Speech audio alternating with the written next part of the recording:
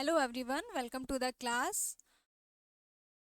जैसा कि अभी हम लोग कवर कर रहे थे Indian evidence act for Rajasthan APO, और उसी क्रम में अब हम आगे देखते हैं सेक्शन 52 टू 55। तो ये character when relevant. Section 52, in civil cases character to prove conduct imputed irrelevant. देखिए, यहाँ पर कुछ इम्पोर्टेंट फैक्ट्स हैं, इम्पोर्टेंट पॉइंट्स हैं सेक्शन 52 को लेकर के कि सेक्शन 52 सिर्फ और सिर्फ सिविल केसेस में अप्लाई होगा, क्रिमिनल केसेस में ये एप्लीकेबल नहीं है। और अक्सर प्री एग्ज़ाम में पूछ लेते हैं कि in in which of the following is applicable only in civil cases. तो यहाँ पर जो आज हम लोग कैरेक्टर व्हेन रिलेवेंट पढ़ रहे हैं, इनमें दो सेक्शन ऐसे हैं जो सिर्फ सिविल केसेस पे अप्लाई होते हैं, सेक्शन 52 एंड सेक्शन 55, जो कि अभी हम देखेंगे। और कुछ केसेस, कुछ सेक्शन ऐसे हैं जो सिर्फ और सिर्फ क्रिमिनल केसेस में अप्लाई होते हैं, जैसे section 53, section 53A and section 54। यहाँ पर जो हैं ये सिर्फ और सिर्फ क्रिमिनल केसेस में अप्लाई होते हैं। और अब आइए समझते हैं सेक्शन 52। तो यहाँ पर ये बोल रहा है कि in civil cases the fact that the character of any person concerned is such as to render probable और improbable any conduct imputed to him is irrelevant except in so far as such character appears from facts otherwise relevant। तो यहाँ पर कुछ terms हैं जिनको ध्यान में हम रखेंगे कि सबसे पहले इन सिविल केसेस, ये फैक्ट जो कि किसी पर्सन का कैरेक्टर बताए, ये क्या होगा? इररिलेवेंट होगा। इन सिंपल वर्ड्स ये है कि in civil cases character of any person is irrelevant, कि उसका कोई कंडक्ट बताए, आचरण बताए। कैरेक्टर की देखिए एक तरीके से यहाँ पर इसमें डिफाइन भी किया गया है, क्या है कि ये such as to render probable और improbable any conduct imputed to him. What is character? उसका कंडक्ट, आचरण, जो कि डिस्पोजिशन यानी कि स्वभाव से डिफरेंट होता है। कैरेक्टर और डिस्पोजिशन यानी कि चरित्र और स्वभाव दोनों ही डिफरेंट चीजें हैं। कैरेक्टर को हम कैसे एनालाइज करेंगे? बाय कंडक्ट, उसके कंडक्ट से। और जो कि यहाँ सिविल केसेस में इररिलेवेंट माना गया है, except in so far as such character appears from facts otherwise relevant. ठीक है, अगर एक्सेप्ट मीन्स कुछ, अगर ये वहाँ पर हमें लगता है कि वो फैक्ट रिलेवेंट है, ऐसे केसेस को छोड़ करके इन जनरल वे में हम यहाँ पर ये सेक्शन बता रहा है कि सिविल केसेस में कैरेक्टर इररिलेवेंट है, मींस किसी का कैरेक्टर नहीं शो किया जा सकता है सिविल केसेस में, वो इररिलेवेंट होगा। नेक्स्ट देखते हैं section 53, in criminal cases previous good character relevant. देखिए यहाँ बता रहा है कि in criminal proceedings the fact that the person accused is of a good character is relevant। और यहाँ पर क्या है? previous good character is relevant। जैसे किसी क्रिमिनल प्रोसीडिंग में कोर्ट में किसी एक्यूज्ड को कोई पनिशमेंट देनी है या ट्रायल चल रहा है, तो वहाँ पर उसका गुड कैरेक्टर रिलेवेंट होगा। गुड कैरेक्टर कोर्ट में देकर एडमिसिबल होता है। गुड कैरेक्टर बता करके कोर्ट में कि देखिए इनका प्रीवियस कैरेक्टर जो है वो गुड था, अच्छा था, तो वहाँ पर हो सकता है कि उनको जो पनिशमेंट मिले, उन पर जो चार्ज बने, उसमें कुछ कमी हो जाए, उसमें कुछ उनको रिलैक्सेशन दे दिया जाए। ये यहाँ पर सेक्शन 53 है। नेक्स्ट देखते हैं सेक्शन 53A। सबसे पहले तो देखिए section 53A is very important, अक्सर प्री एग्जाम में इसको पूछ लिया जाता है। और सेक्शन 53A ऐड किया गया है justice JS Verma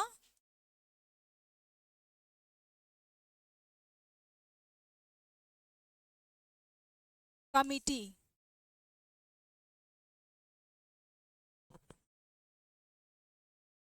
justice JS Verma committee 2018 में जो बनाई गई थी ड्यूरिंग निर्भया केस, क्योंकि उस केस में जो डिफेंस के एडवोकेट थे वो बार बार उसके प्रीवियस सेक्सुअल अपीयरेंस पे सेक्सुअल एक्सपीरियंस पे वो क्वेश्चन उठा रहे थे। और तो जस्टिस JS वर्मा की कमेटी बनाई गई 2013 में, और उनकी रिपोर्ट के बाद इस सेक्शन को 2013 में अमेंडमेंट से ऐड किया गया 53A को। और देखिए ये आसान शब्दों में इसको समझेंगे, ये क्या बताता है ये सेक्शन, एविडेंस ऑफ कैरेक्टर और previous sexual experience not relevant in certain cases, कि ऐसा एविडेंस जो कि प्रीवियस सेक्सुअल एक्सपीरियंस को बता रहा हो वो इज नॉट रिलेवेंट, वो रिलेवेंट नहीं माना जाएगा, that is not admissible in court. आइए सेक्शन रीड करते हैं। In a prosecution for an offence under section 354, 354A, 354B, section 354C, section 354D, section 376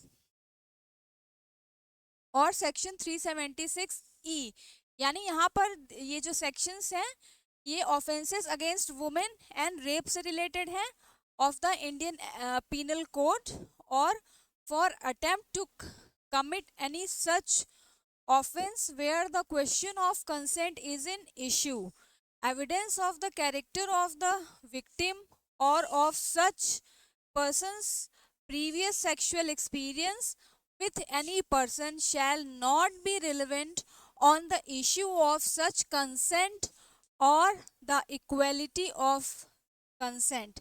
देखिए आसान शब्दों में से समझते हैं कि जहां पर ये जो यहाँ पर सेक्शंस बताए गए हैं सारे आईपीसी के, इनसे रिलेटेड कोई ट्रायल चल रहा हो, क्रिमिनल ट्रायल, तो प्रोसिक्यूशन जो है ये एविडेंस नहीं दे सकता कि इस विक्टिम का प्रीवियस सेक्सुअल एक्सपीरियंस था, तो उसकी कंसेंट मायने नहीं रखती है। यहाँ पर क्या है, इशू ऑफ सच कंसेंट, यहाँ पर किसका इशू हो, कंसेंट का, और द इक्वलिटी ऑफ कंसेंट, ये नहीं माना जाएगा कि उसका तो प्रीवियस सेक्सुअल एक्सपीरियंस रहा है तो उसने कंसेंट दिया ही होगा।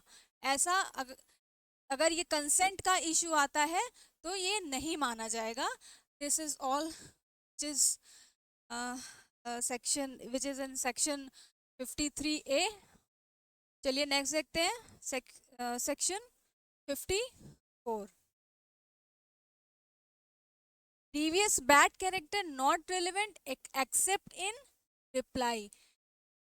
देखिए जैसे कि सेक्शन 52 में बोला था कि character is not relevant in civil cases, उसी तरीके से 54 बता रहा है कि previous bad character not relevant, criminal cases में किसी का प्रीवियस बैड कैरेक्टर रेलेवेंट नहीं माना जाएगा। In criminal proceedings, the fact that the accused person has a bad character is irrelevant unless evidence has been given that he has a good character, in which case it become relevant। तो देखिए आसान शब्दों में इसका simple सा बस यही मतलब है कि किसी भी क्रिमिनल प्रोसीडिंग में बैड कैरेक्टर किसी एक्यूज का बताएं कि देखिए इनका तो बैड कैरेक्टर है, ये चोरी करते ही रहते हैं और यहाँ पर इन्होंने मर्डर भी किया होगा, तो ये इस तरीके की चीज़ें जो है इररिलेवेंट होंगी, नॉट एडमिसिबल होंगी, एक्सेप्ट जब तक कि good character he has shown, he has given good character, जब तक कि जो एक्यूज है वो जो है ये ना बता रहा हो कि मेरा तो गुड कैरेक्टर है, तो सिर्फ उसी कंडीशन में वहां पर बता सकते हैं कि नहीं इनका कैरेक्टर गुड नहीं, कैरेक्टर बैड है, तभी वो वहां पर रिलेवेंट यानी एडमिसिबल होगा। देखते हैं explanation one. This section does not apply to cases in which the bad character of any person is itself a fact in issue. Explanation 2. A previous conviction is relevant as evidence of bad character. देखिए explanation 2 बता रहा है कि bad character in it self is not relevant. Explanation यहाँ पर exception बता रहा है कि unless it is fact in issue, जब यानी कि अगर उसका bad character he fact in issue है तो उसके लिए वहां पर एविडेंस दे सकते हैं and that will be relevant. और एक्सप्लेनेशन 2 बोल रहा है अ प्रीवियस कन्विक्शन, अगर किसी का प्रीवियस कन्विक्शन हो चुका हो किसी ऑफेंस में तो वो भी क्या होगा, वो रिलेवेंट माना जाएगा एज बैड कैरेक्टर। ये था सेक्शन 54। नेक्स्ट देखते हैं सेक्शन 55।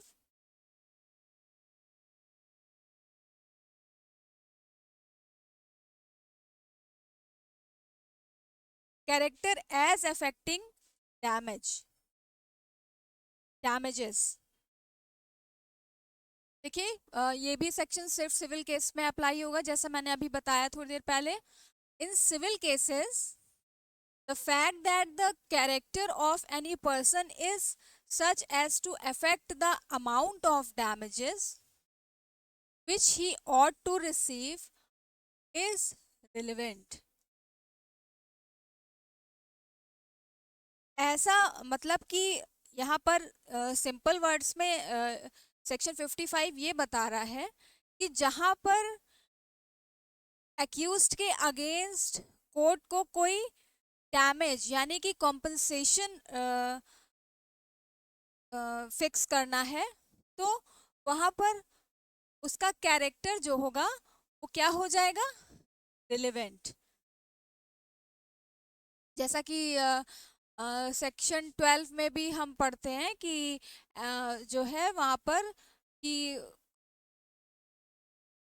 डैमेजेस या कॉम्पनसेशन क्या कहते हैं, ऐसे फैक्ट जो कि डैमेजेस या कंपनसेशन को फिक्स करने में कोर्ट की मदद करते हैं वो रिलेवेंट होंगे। तो उसी बेसिस पे यहाँ सेक्शन 55 में कैरेक्टर रिलेवेंट होगा। तो ये था सेक्शन 55। थोड़ा सा इसका एक्सप्लेनेशन रीड कर लेते हैं। In section 52, 53, 54 and 55 the word character includes both reputation and disposition। disposition means क्या होता है, स्वभाव किसी का, नेचर।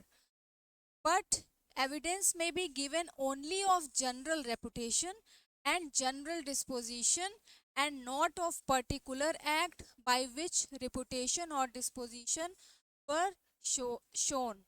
तो जो general reputation and general disposition होगा सिर्फ वही रेलेवेंट होगा, ना कि पर्टिकुलर। तो यहाँ पर ये था एक्सप्लेनेशन जो कि ये बता रहा है कि character includes both reputation as well as disposition, और ये रेपुटेशन और डिस्पोजिशन क्या होने चाहिए, जनरल होने चाहिए। तो ये था हमारा कैरेक्टर व्हेन रेलेवेंट। और अब हम देखते हैं नेक्स्ट जो सेक्शन है अकॉर्डिंग टू द सिलेबस, हमारा सेक्शन 118।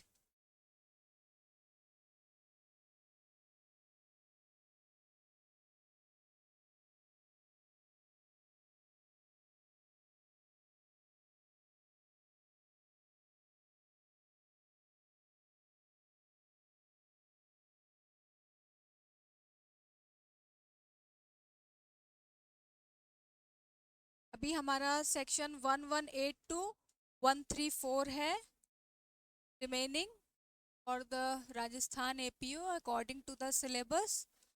तो हम अब स्टार्ट करते हैं सेक्शन 118 से।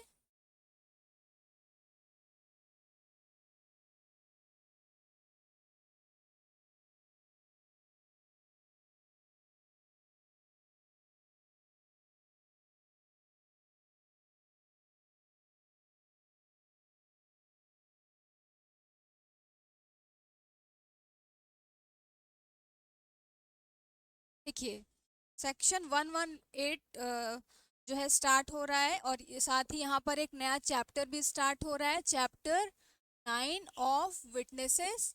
यानी कि ये बता रहा है विटनेसेस के बारे में। ठीक है, ये पूछ लेता है अक्सर कि witnesses किस चैप्टर में है इंडियन एविडेंस एक्ट के, सेक्शन चैप्टर 9 में ऑफ विटनेसेस यहाँ पर एक्सप्लेन किया गया है। तो देखते हैं सेक्शन 118 हु में टेस्टिफाई। इसका मतलब है कि कोर्ट में कौन कौन से वो लोग हैं जिनको हम एज विटनेस प्रेजेंट कर सकते हैं, यानी कि उनकी टेस्टिमनी ली जा सकती है। देखते हैं यहाँ पर, all person shall be competent to testify unless the court considers that they are prevented from understanding the question put to them or from giving rational answers those questions by tender years, extreme old age, disease, whether of body or mind, or any other cause of the same kind। तो this is very simple कि यहाँ पर बता रहे हैं all person, सभी लोग जो कि कोर्ट द्वारा बाउंड न किए गए हों बाई देयर, यहाँ पर क्या है, टेंडर ईयर्स, बहुत छोटे उम्र के हों यानी कि बहुत छोटे बच्चे हों, एक्सट्रीम ओल्ड एज या बहुत ज़्यादा बुजुर्ग हो गए हों जिनको कि क्वेश्चन कुछ पूछिए तो वो सुनने समझने में असमर्थ हो, उनको नहीं समझ में आ रहा हो, किसी बीमारी से पीड़ित हो, डिजीज जिसकी वजह से वो क्वेश्चन को समझने और उसका आंसर देने में असमर्थ हो, चाहे तो वो डिजीज बॉडी की हो या माइंड की हो, और any other cause of the same kind, या इसी प्रकार से किसी और कारण की वजह से यहाँ पर क्या है, prevented from understanding the question put them और फ्रॉम गिविंग रेशनल आंसर, कि वो क्वेश्चन समझने में असमर्थ हैं और उनका आंसर देने में भी असमर्थ हैं। का रेशनल आंसर मतलब उस क्वेश्चन का जो एक उचित आंसर होना चाहिए वो देने में वो असमर्थ है। तो ऐसे लोग ही एज विटनेस नहीं प्रेजेंट किए जा सकते हैं कोर्ट में। Otherwise all those person who can accept the question and can give their rational answer can be presented in court as witness। देखिए एक्सप्लेनेशन देखते हैं। A lunatic is not incompetent to testify unless he is prevented by his lunacy from understanding the question to him and giving rational answer to them। जो lunatic है वो incompetent यानी असमर्थ नहीं माना गया है, अनलेस मीन्स जब तक कि उसे उसकी ल्यूनेसी की उसके उसके जो है पागलपन की वजह से उसे रोका ना गया हो, जिसकी वजह से वो क्वेश्चन समझने और उसका उत्तर देने में असमर्थ हो। ये था हमारा सेक्शन 118। अब स्टार्ट करते हैं section 119, witness unable to communicate verbally.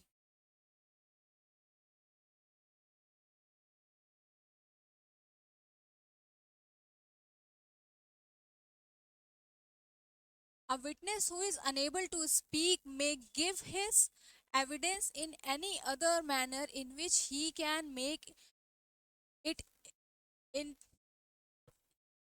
intelligible, as by writing or by sign, but such writing must be written and signs made in open court. Evidence so given shall be deemed to be oral evidence। देखिए section 119 को deemed oral evidence भी बोला जाता है, क्योंकि ये बताता है ऐसी परिस्थिति के बारे में जब कोई विटनेस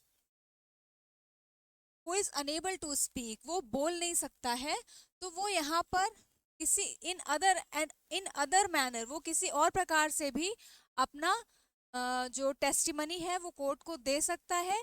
लेकिन वो क्या कि वो किस फॉर्म में, राइटिंग और बाय साइंस, लिखित या संकेतों द्वारा भी वो अपनी टेस्टिमनी दे सकता है। बट लेकिन such writing must be written and signs made in open court. लेकिन जो ऐसी टेस्टिमनी है, ऐसा रिटन या साइन जो उसके थ्रू उसने विटनेस ने अपनी टेस्टिमनी दी है, वो ओपन कोर्ट में होनी चाहिए, ना कि उसको कहीं उसे लिखवा करके ले आए और कोर्ट में प्रेजेंट कर दिए कि देखिए इन्होंने ये बोल नहीं सकते हैं और ये इन्होंने यहाँ पर लिख करके अपनी टेस्टिमनी दी है, तो that will be not admissible in court. ये टेस्टिमनी कैसी होनी चाहिए, इन ओपन कोर्ट होनी चाहिए, और इसे कहते हैं deemed oral evidence. Provided that it if the witness is unable to communicate verbally, the court shall take the assistance of an interpreter or as a special educator in recording the statement, and such statement shall be audiographed। यहाँ पर ये proviso ये बता रहा है, अगर वो witness verbally communicate करने में अनेबल है, तो कोर्ट किसी इंटरप्रेटर या स्पेशल एजुकेटर की भी सहायता ले सकता है, और वो स्टेटमेंट जो है अंडर वीडियोग्राफ्ड, वो टेस्टिमनी जो विटनेस है वो देगा, तभी वो रिलेवेंट होगी।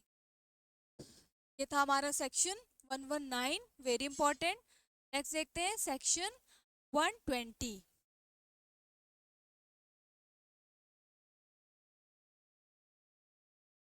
Parties to civil suit and their wives or husbands, husband or wife or of person under criminal trial. In all civil proceedings, the parties to the suit and the husband or wife of any party to the suit shall be competent witness in criminal proceeding against any person, the husband or wife of such person respectively shall be competent witness। देखिए आसान शब्दों में यहाँ पर यही है कि किसी भी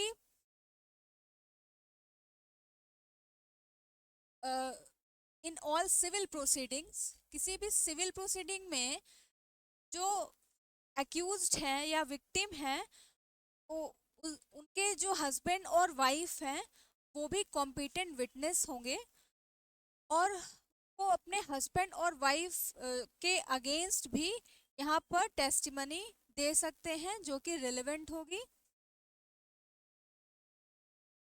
ये बहुत सिंपल सेक्शन है, इस यहाँ पर सेक्शन 122 में का बस यही मतलब है। अब देखते हैं सेक्शन 121 के, ये सेक्शन 121 से लेकर के 129 तक जो सेक्शन हम लोग रीड करेंगे, इन्हें प्रिविलेज्ड कम्युनिकेशन बोला जाता है। मींस इनको जो है ये कुछ एक्सेप्शनल सिचुएशन होती हैं जबकि जो पार्टीज हैं दे आर जो विटनेसेस हैं, sorry, they are bound not give their testimony. अगर वो देना भी चाहें अपनी टेस्टिमनी तो कोर्ट उन्हें एडमिट नहीं करेगा। तो सबसे पहले हम देखते हैं section 121।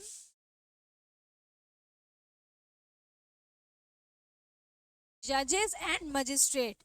No judge or magistrate shall accept upon the special order of some court to which he is subordinate be compelled to answer any question as to his own conduct in court as such judge or magistrate, or as to anything which came to his knowledge in court as such judge or magistrate, but he may be examined as to other matters which occurred in his presence while he was so acting।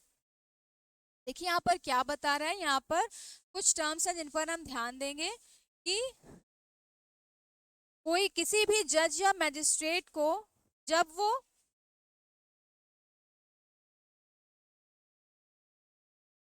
he shall he is acting as magistrate, तो उसे किसी भी offence के बारे में कि उसको कि वो ऑफेंस की उसको नॉलेज कहाँ से हुई, या किसी केस की प्रोसीडिंग के टाइम पे, ट्रायल के टाइम पे उसका कोई कंडक्ट, जैसे कि उसने किसी ट्रायल में कोई जजमेंट दिया, कोई इंटरिम जजमेंट दिया, तो ये उसका कंडक्ट हुआ। तो उसका कंडक्ट और उसको कोई किसी ऑफेंस की या किसी कोई इंफॉर्मेशन या नॉलेज उसको मिल कहाँ से मिली, कैसे मिली, ये बताने के लिए बाउंड नहीं किया जा सकता है। देखिए यहाँ पर एक कंडीशन भी बताई गई है, unless court to which he is subordinate, means ऐसा कोर्ट जिसके जिसके कि वो सबॉर्डिनेट है, यानी कि जैसे कि डिस्ट्रिक्ट कोर्ट में है तो हाई कोर्ट का वहां पर ऑर्डर हो कि नहीं आप इसका रीजन बताइए ही कि क्यों यहाँ पर आपने ऐसा कंडक्ट शो किया, क्यों कैसे आपको इस केस के बारे में कहाँ से इंफॉर्मेशन मिली, कैसे ये नॉलेज में आया आपके, तभी वो अपना जो है कंडक्ट बताने के लिए या कोई इंफॉर्मेशन देने के लिए बाध्य है। अदरवाइज जज या मैजिस्ट्रेट को कंपेल नहीं किया जा सकता है। He is not bound to give reason of his conduct and the source from which he got the information or knowledge। और यहाँ पर एक बात और है, but he may be examined as to the other matters which occurred in his presence whilst he was so acting। लेकिन वहां पर कोई और मैटर हो तो वहां पर एज नॉट एज जज और magistrate but as a private person उसके समक्ष कोई घटना होती है, कोई मैटर होता है, तो वहां पर उससे पूछताछ की जा सकती है कि वो कोई वहां पर कोर्ट में कोई ट्रायल चल रहा था और उसके समक्ष कोई घटना हो जाती है, तो वो वहां पर वो इंफॉर्मेशन एज प्राइवेट पर्सन दे सकता है कि हाँ उसके सामने ये घटना हुई, उसमें क्या हुआ, कैसे हुआ, वो उसको वहां पर बताना होगा। ये था हमारा सेक्शन 121। नेक्स्ट देखते हैं, very important section, section 122, communications during marriage. Communication during marriage means ऐसा कम्युनिकेशन जो कि दो लोग मैरिड थे, उस दौरान उनके बीच जो भी कम्युनिकेशन हुआ हो उसे वो भी प्रिविलेज्ड कम्युनिकेशन है। मींस हस्बैंड और वाइफ ड्यूरिंग मैरिज उनके बीच क्या बातचीत हुई, अगर वो कोर्ट में जा कर के भी अपनी टेस्टिमनी देनी चाहें उससे रिलेटेड, तो कोर्ट उसे एक्सेप्ट नहीं करेगा, that is not admissible in court. I section देखते हैं, नो पर्सन हु इज और has been married shall be compelled to disclose any communication made to him during marriage by any person to whom he is or has been married nor shall he be permitted to disclose any such communication unless the person who made it or his representative in interest consents, except in suits between married person or proceedings in which one married person is prosecuted for any crime committed against the other. देखिए, सबसे पहले तो यहाँ पर simple सा rule ये है कि ड्यूरिंग मैरिज जो है वो उसका कोई भी उसने A and B are married, तो यहाँ पर ए ने बी से ड्यूरिंग मैरिज क्या कहा, कोर्ट परमिट नहीं करेगी, उसे अलाउ नहीं करेगी कि आप आइए और बताइए और अपनी टेस्टिमनी दीजिए। अगर वो देना चाहे तो भी कोर्ट नहीं अलाउ करेगी। बट यहाँ पर कुछ एक्सेप्शंस भी आगे दिए हुए हैं कि जब तक कि यहाँ पर क्या है, unless the person who made it और his representative in interest consents, जब तक कि जिसने वो स्टेटमेंट दिया या ऐसा रिप्रेजेंटेटिव जिस जो कि इन इंटरेस्ट हो, वो सहमति ना दे दे अपनी, एक्सेप्ट इन सूट बिटवीन मैरिड पर्सन, और ऐसे जो स्टेटमेंट्स होते हैं वो कोई उन दोनों जो मैरिड पर्सन्स हैं उनके बीच में कोई सूट हो जाए तो वहां पर भी वो that statements are not admissible, और proceedings in which one married person is prosecuted for any crime committed against the other. A and B are married and A ने एक ए एंड बी के बीच में क्या है, कोई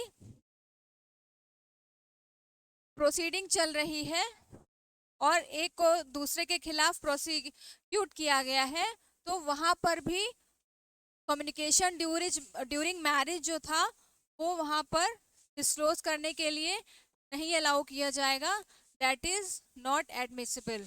ये था सेक्शन 122। और यहाँ पर कुछ इम्पॉर्टेंट पॉइंट्स और भी हैं सेक्शन 122 को लेकर के, जो कि डिफरेंट जजमेंट में टाइम पे कोर्ट्स ने दिए हैं, जो कि हम लोग केसेस के बारे में तो अभी जब हम लोग एमसीक्यूज देखेंगे उसमें पढ़ लेंगे, तो लेकिन यहाँ पर कुछ इम्पॉर्टेंट पॉइंट्स हैं जिनको हम नोट कर सकते हैं। जैसे कि ऐसा कोई स्टेटमेंट जो है, जो ए और बी अगर मैरिड हैं तो उन दोनों के बीच क्या बातचीत हुई ड्यूरिंग मैरिज में, ये एक दूसरे के खिलाफ कोर्ट में विटनेस या टेस्टिमनी देने के लिए court will not permit, but एक दूसरे का कंडक्ट जो है वो कोर्ट में दे सकते हैं, दैट इज परमिटेड। और अगर दो मैरिड पर्सन एक दूसरे से बात कर रहे हैं ड्यूरिंग मैरिज और कोई तीसरा पर्सन उसे सुन लेता है, या ए और बी ने एक दूसरे को कोई लेटर लिख करके बात की है और वो किसी तीसरे पर्सन को मिल जाती है, जो कि टीजे पोन्नन केस है, इसमें ये कहा गया है, हम जब एमसीक्यू सॉल्व करेंगे उसमें देखेंगे। तो कोई तीसरा पर्सन जब जो उसके हाथ लेटर लग जाता है या वो उन दोनों की बात सुन लेता है, तो ये जो यहाँ पर उसको नॉलेज या इंफॉर्मेशन मिल रही है, ये कोर्ट में एडमिसिबल होगी, ये कोर्ट में जो है एज एविडेंस, एज जो है टेस्टिमनी दी जा सकती है, कोर्ट इसे एक्सेप्ट कर ले। ये था सेक्शन 122 से रिलेटेड कुछ इंपॉर्टेंट पॉइंट्स। अब देखते हैं सेक्शन 123,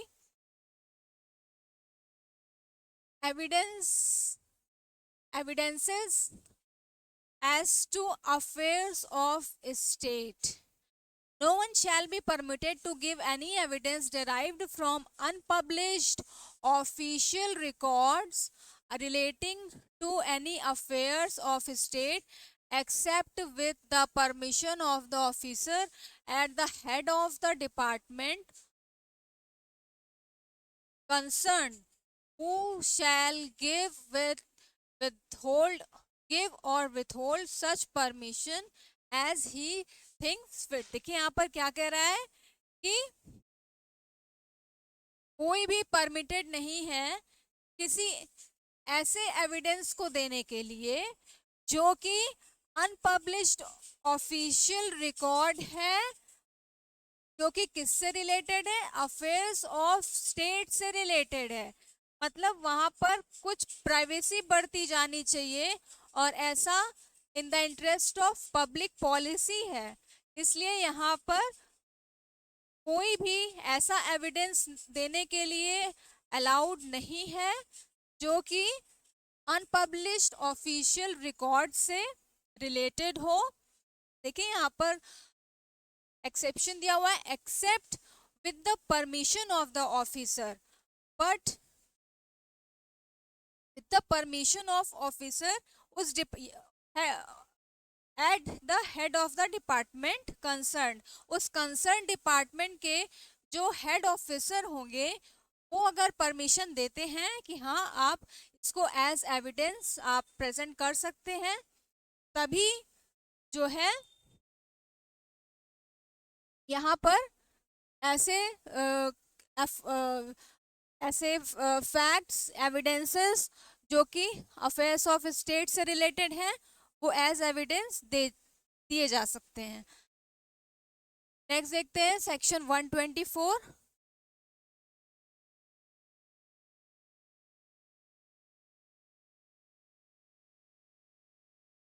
ऑफिशियल कम्युनिकेशंस।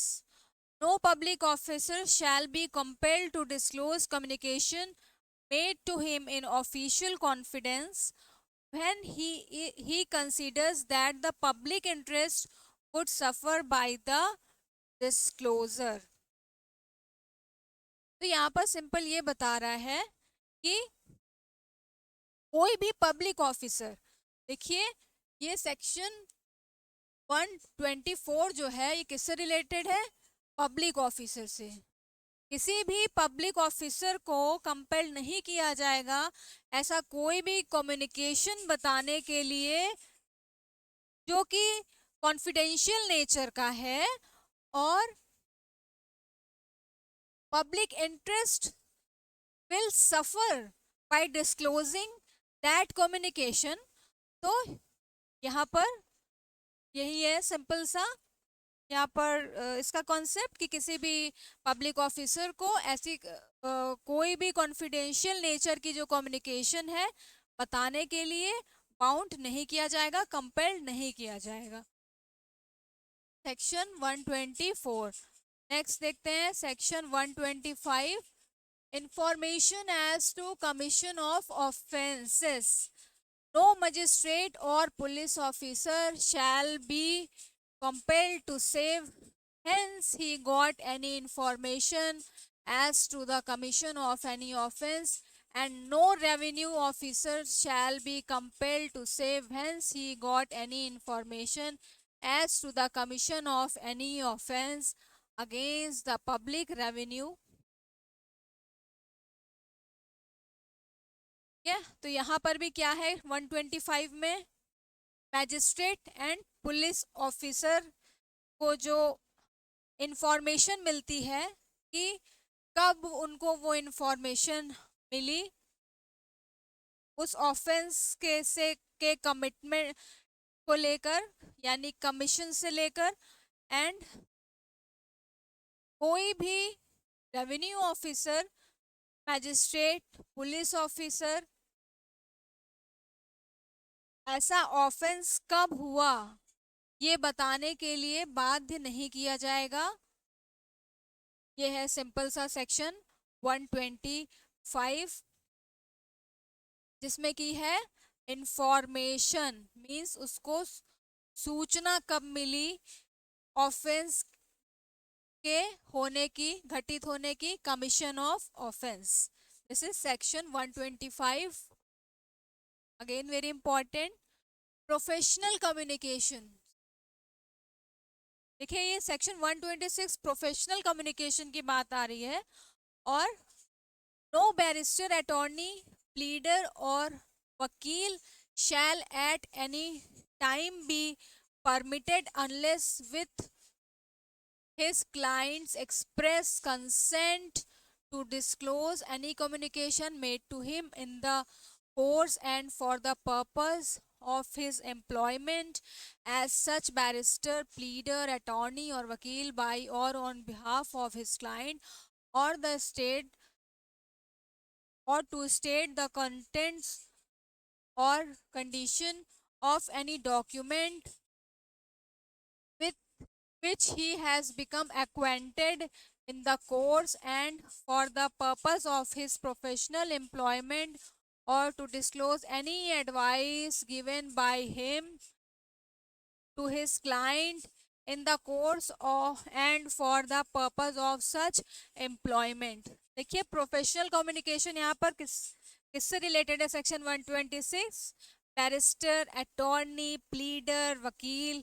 जैसे कि आसान शब्दों में पहले से समझते हैं कि कोई पर्सन है, वो किसी एडवोकेट के पास जाता है और बताता है कि यहाँ पर मुझसे ये ऑफेंस हुआ है, और या फिर मैंने यहाँ पर इस डॉक्यूमेंट को लेकर के फॉर्जरी कर दी है।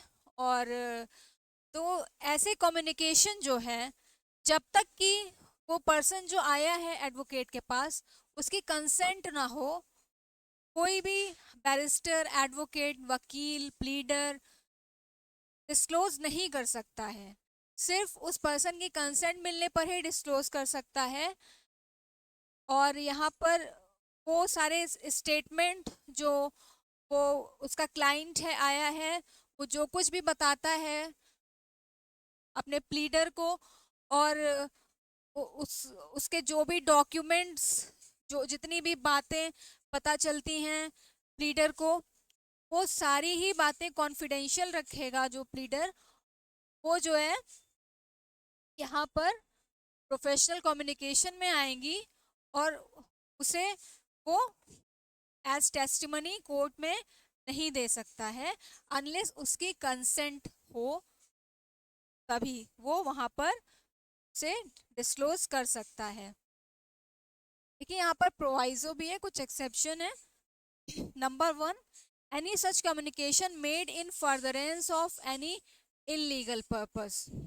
Second, any fact observed by any barrister, pleader, attorney, or vakil in the course of his employment as such showing that any crime or fraud has been committed since the commencement of his employment। देखिए first क्या कह रहा है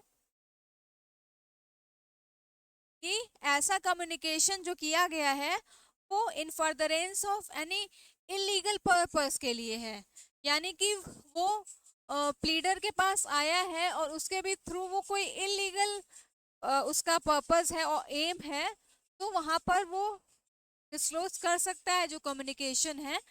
और next क्या बता रहा है कि since the commencement of his employment crime or fraud has been committed। जब जब से वो पर्सन जो है उस प्लीडर के पास आया था, उसके बाद उसने कोई क्राइम और फ्रॉड किया हो, तो वो यहाँ पर कोर्ट में जाकर के बता सकता है कि यहाँ पर इसने ये क्राइम और फ्रॉड किया है। अदरवाइज कोई भी प्लीडर कि उसका क्लाइंट आया, उसने उसको क्या इंफॉर्मेशन दी, क्या बताया, उसने कौन सा डॉक्यूमेंट दिखाए, और इवन उस प्लीडर ने क्या एडवाइस दी, ठीक है, ये बताने के लिए कोई भी जो है बाध्य नहीं होगा। ये है प्रोफेशनल कम्युनिकेशन, जिसको कि प्रिविलेज कम्युनिकेशन हम कहते हैं।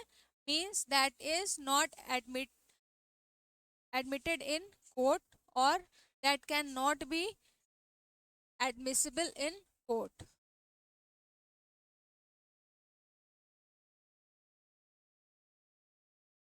नेक्स्ट देखते हैं सेक्शन 127।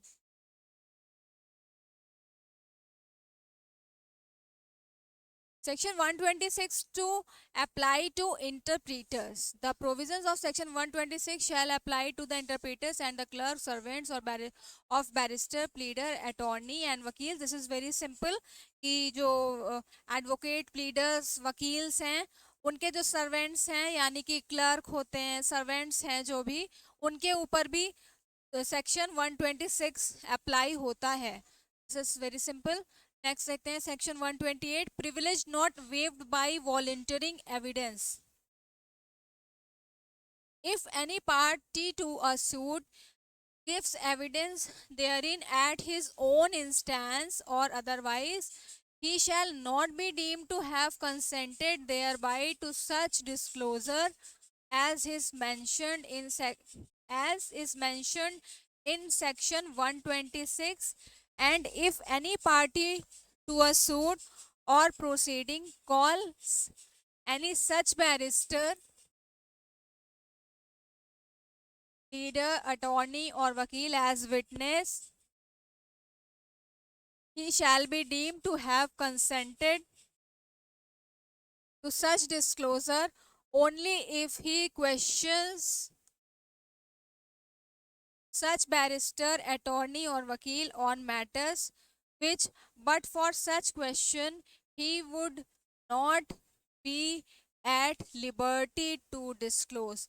देखिए यहाँ पर ये बताता है सेक्शन 128 कि कोई भी वकील, अटॉर्नी, प्लीडर अगर कोर्ट में एज विटनेस जो पर्सन जो उसका क्लाइंट है उसने प्रेजेंट किया, इसका ये मतलब नहीं होता कि उसने कंसेंट दे दी कि मैं एज विटनेस आपको प्रेजेंट कर रहा हूँ और जितने भी हमारे बीच प्रोफेशनल कम्युनिकेशन वाली जो भी बातें हुई थी वो यहाँ पर आप टेस्टिमनी में दे दीजिए. ऐसा उसको एज विटनेस प्रेजेंट कर रहा है तो इसका ये बिल्कुल भी मतलब नहीं होता है. ठीक है, तो इसका मतलब ये नहीं मान लिया जाएगा वहां पर उसने कंसेंट दे दी है कि नाउ यू कैन डिस्क्लोज. यहाँ पर क्या है, he shall be deemed to have consented to such disclosure only if he question such barrister, attorney और वकील on matters which but for such question he would not be at liberty to disclose. को ऐसी कोई भी liberty नहीं है कि अब आप एज विटनेस प्रेजेंट करे गए हैं तो अब आप यहाँ पर सारे जो भी हमने आपको हमारी कम्युनिकेशन हुई थी उनको आप डिस्क्लोज कर दीजिए. This is section 128. नेक्स्ट देखते हैं section 129 confidential communications with legal adviser. No one shall be compelled to disclose to the court to any confidential communication which has taken place between him and his legal professional advisor unless he offers him as a witness, in which case he may be compelled to disclose any such communication as may be appear to the court necessary to be known in order to explain any evidence which he has given but no others. देखिए यहाँ पर ये बात कर रहा है कि कोई भी कॉन्फिडेंशियल कम्युनिकेशन जो कि उस पर्सन और उसके लीगल प्रोफेशनल के लीगल एडवाइजर जो थे उनके बीच में किया गया है अनलेस जब तक कि वो खुद को as witness, in which case he may be compelled to disclose any such communication as may appear to the court necessary to be known to order to explain any evidence which he has given but no others. उस case में जब तक कि उसको जो है court को ये नहीं ज़रूरी लगता है, उसको नेसेसरी नहीं लगता है कि उसको ये ज्ञात है, वो यहाँ पर उसे प्रिविलेज कम्युनिकेशन है कि उसे का जो भी प्रोफेशनल कम्युनिकेशन हुआ उसको डिस्क्लोज ना करे. नेक्स्ट देखते हैं section 130 production of title deeds of witnesses not a party. तो यहाँ पर ये सेक्शन इन शॉर्ट ये बता रहा है कि production of title deeds of witness not a party, ऐसा विटनेस जो कि पार्टी नहीं है उसे कोई डॉक्यूमेंट, है ना, वो डॉक्यूमेंट टाइटल डीड्स भी हो सकता है, आगे हम देखेंगे और क्या क्या चीजें हैं, वो प्रोड्यूस करने के लिए बाध्य नहीं किया जा सकता है।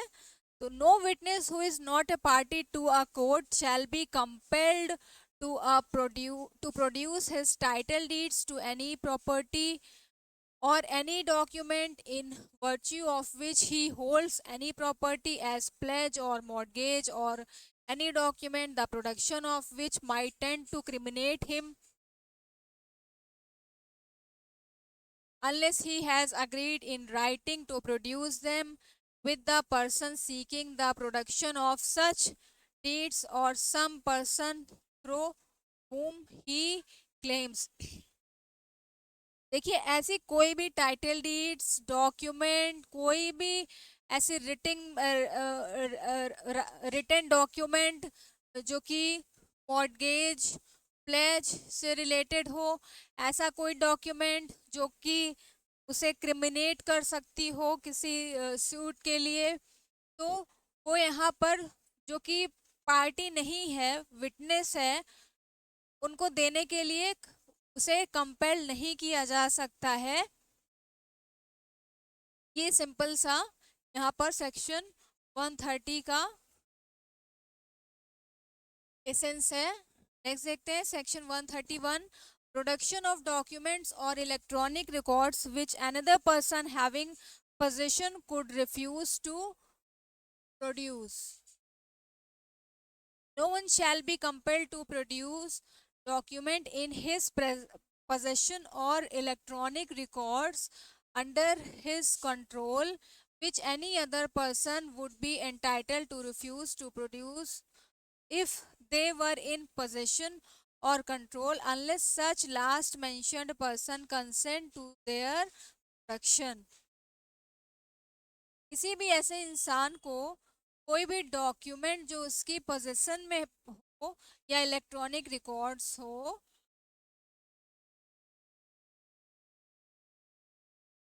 तो कि किसी दूसरे पर्सन का हो, भी क्या है, would be which any other person would be entitle, वो क्या कर सकता है,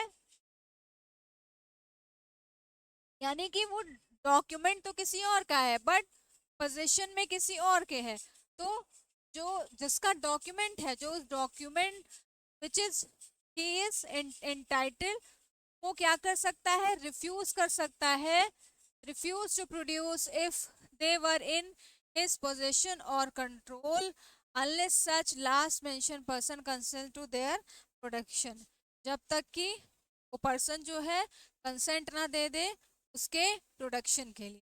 ये था section 131।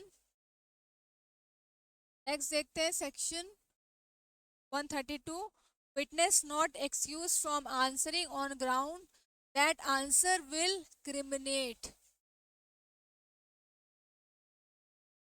A witness shall not be excused from answering any question as to any matter relevant to the matter in issue in any suit or in any civil or criminal proceeding upon the ground that the answer to such question will criminate or may tend directly or indirectly to criminate such witness, or that it will expose or tend directly or indirectly to expose such witness to a penalty or forfeiture of any kind। देखिए यहाँ पर ये बताता है किसी भी witness को जो कि जिसको कि वहाँ पर वो टेस्टिमनी देने से क्रिमिनेट हो सकता है, एक्यूजेशन लग सकता है उसके ऊपर, तो वहाँ पर वो टेस्टिमनी देने के लिए उसको कंपेल्ड नहीं किया जा सकता है। This is section 132। यहाँ पर ये क्या बता रहा है, सच विटनेस और दैट इट विल एक्सपोज और टेन डायरेक्टली और indirect to expose such witness to a penalty और forfeiture of any kind, किसी तरह का क्रिमिनेशन क्योंकि उसको एक्सपोज कर दे या फिर डायरेक्टली और इनडायरेक्टली एक्सपोज कर दे या फिर उसके ऊपर कोई पेनल्टी लग जाए, किसी प्रकार की फॉरफीचर ऑफ प्रॉपर्टी लग जाए, तो ऐसे जो है आंसर, ऐसे क्वेश्चंस का वो आंसर करने के लिए उसको कंपेल नहीं किया जाता है। और सॉरी, नॉट एक्सक्यूज, उसको एक्सक्यूज नहीं मिल सकता है कि यहाँ पर मैं इस क्वेश्चन का आंसर नहीं दे सकता हूँ, क्योंकि मैं इस क्वेश्चन का आंसर देने से मैं मेरे ऊपर एक्यूजेशन लग सकता है, मेरे ऊपर फाइन लग सकता है, मैं डायरेक्टली और इनडायरेक्टली डायरेक्टली एक्सपोज हो सकता हूँ, मेरी पर फॉरफीचर ऑफ प्रॉपर्टी अप्लाई हो सकता है। तो ये सब एक्सक्यूज बता करके वो किसी क्वेश्चन का आंसर देने से बच नहीं सकता है। This is section 132, provided that no such answer which a witness shall be compelled to give shall subject him to any arrest or prosecution or be proved against him in any criminal proceeding except a prosecution for giving false evidence by such answer। देखिए, ऐसे answer जो कि उसको देने के लिए compel किया गया, वो उनका आंसर अगर देता है तो उसको क्या होगा, अरेस्ट और प्रोसिक्यूट नहीं किया जाएगा। बट अगर वो वहां पर गलत आंसर देता है तो उसके ऊपर फॉल्स एविडेंस देने का प्रोसिक्यूशन लग जाएगा, यानी कि उसे फॉल्स एविडेंस नहीं देना है। अगर उसने फॉल्स एविडेंस दिया तो उसके वहां पर उसके ऊपर prosecution for giving false evidence apply हो जाएगा। नेक्स्ट पढ़ते हैं section 133, accomplice, very important section.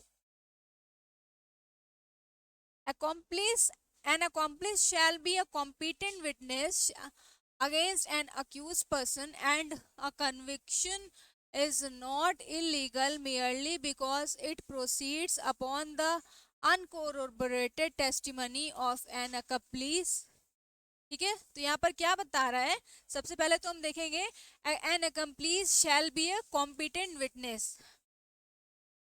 अकम्प्लीस किसको कहते हैं, जो सह अभियुक्त होते हैं, यानी कि वो एक्यूज्ड।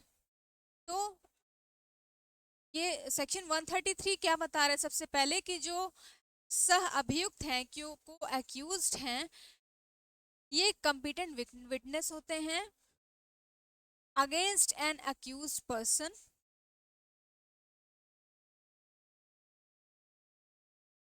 दूसरे एक्यूज्ड के विरुद्ध। And a conviction is not illegal merely because it proceeds upon the uncorroborated testimony of an accomplice। और ऐसा कन्विक्शन इलीगल नहीं होगा कि जो अकम्प्लीस है उसकी टेस्टिमनी को कोरोबोरेट नहीं किया गया किसी अदर आइडेंटिकल एविडेंस से। यानी कि यहाँ पर सिर्फ और सिर्फ अकम्प्लीस का जो स्टेटमेंट होगा वो अक्यूज पर्सन को के कन्विक्शन के लिए पर्याप्त है। Only on the basis of the statement of accused, other accused person can be convicted। देखिए, ये सेक्शन 114 ये इंपॉर्टेंट है का जो इलस्ट्रेशन बी है, और सेक्शन 133 दोनों रिलेटेड हैं, दोनों एक साथ रीड किए जाते हैं। इसका मतलब ये है कि सेक्शन 114 में बोला गया था कि सिर्फ और सिर्फ को एक्यूज्ड के स्टेटमेंट से किसी एक्यूज्ड का अरेस्ट या कन्विक्शन नहीं हो सकता है। बट यहाँ पर क्या बोल रहा है कंप्लीस में कि he is competent witness and wholly on the basis of the statement of accomplice other accused can be convicted। ठीक है, तो यहाँ पर दगदू वर्सेस स्टेट ऑफ महाराष्ट्र में ये यहाँ पर इम्पोर्टेंट केस है, जिसमें कि ये बताया गया है कि कोर्ट अपने डिस्क्रिशन से यहाँ पर कन्विक्शन दे भी सकती है, नहीं भी दे सकती है, ये कोर्ट को डिसाइड करना होता है, और अगर वो यहाँ पर कन्विक्शन दे देती है तो वो इलीगल नहीं होगा। तो ये है सेक्शन 133। हम एक बार यहाँ देख लेते हैं कि अकम्प्लिस कौन होता है। जैसे कि देयर आर सेवरल अक्यूज्ड और एनी को अक्यूज्ड, जिसको कि पुलिस बोलती है कि तुम यहाँ पर जो है अपनी टेस्टिमनी दो, और सारी जो भी ऑफेंस किए हैं वो बताओ कि कैसे ऑफेंस हुआ, सारी इंफॉर्मेशन दो, और हम तुम्हें चार्ज फ्री कर देंगे या तुम्हें चार्ज तुम्हारा रिड्यूस कर देंगे। तो इनको अप्रूवर बोला जाता है, अप्रूवर। अगर वो टेस्टिमनी देने के लिए तैयार हो जाते हैं कि ठीक है, मैं बताऊंगा कि कैसे कैसे ऑफेंस हुआ, सारी जानकारी दूंगा, कितने लोगों ने किया इस ऑफेंस को, कहाँ पर किया, सारी इंफॉर्मेशन दूंगा, और उनको जो है चार्ज फ्री कर दिया जाता है या फिर उनके चार्ज को रिड्यूस कर दिया जाता है, तो ऐसे पर्सन को क्या बोला जाता है, अकम्प्लीस। और यहाँ पर सेक्शन 133 ये बोल रहा है कि सिर्फ और सिर्फ अकम्प्लीस की गवाही जो होगी, टेस्टिमनी होगी, उसके बेसिस पर कन्विक्शन हो सकता है और वो इलीगल नहीं होगा। नेक्स्ट देखते हैं section 134, number of witnesses. No particular number of witnesses shall in any case be required for the proof of any fact। तो ये बात करता है नंबर ऑफ विटनेस की, कि कितने विटनेस यहाँ पर होने चाहिए किसी फैक्ट को प्रूव करने के लिए। तो यहाँ पर क्या लिखा हुआ है, नो पर्टिकुलर नंबर, ऐसा कोई फिक्स पर्टिकुलर नंबर नहीं है। जितने भी रिलेवेंट एविडेंस हो किसी फैक्ट को प्रूव करने के लिए, जिनको कि कोर्ट सफिशिएंट मानती हो, वो यहाँ पर दिए जा सकते हैं। This is section 134। तो ये आज हमारा जो सेक्शन 52, 55 एंड सेक्शन 1182, सेक्शन 134 जो हमारा राजस्थान एपीओ के सिलेबस में है, यहाँ पर कंप्लीट होता है। आई होप आपने अच्छे से समझा होगा। अब हम इनके जो है एमसीक्यूज भी सॉल्व करेंगे, जिनमें कि अगर यहाँ बेयर एक्ट की स्टडी में कुछ इंपॉर्टेंट पॉइंट्स केसेस छूट गए होंगे तो वो भी यहाँ पर कवर हो जाएंगे। और अब हम देखेंगे इनके एमसीक्यूज भी। तो मिलते हैं नेक्स्ट क्लास में। थैंक